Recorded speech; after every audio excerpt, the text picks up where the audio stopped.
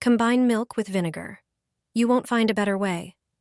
Take a fairly large pot and pour in 2 liters of whole milk. Place the pot on the stove over medium heat and prepare a kitchen thermometer to carefully monitor the temperature. Gradually heat the milk until it reaches exactly 46 degrees Celsius, making sure it doesn't boil. Once the milk reaches 46 degrees, measure out 5 tablespoons of 10% distilled vinegar. Slowly pour the vinegar into the pot and gently stir. As you stir, you'll notice soft white curds forming. When enough curds have formed, pour the mixture through a strainer.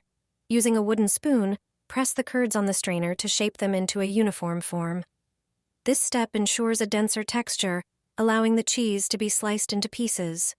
Place the fresh cheese on a plate, drizzle it with olive oil, and serve with crusty bread.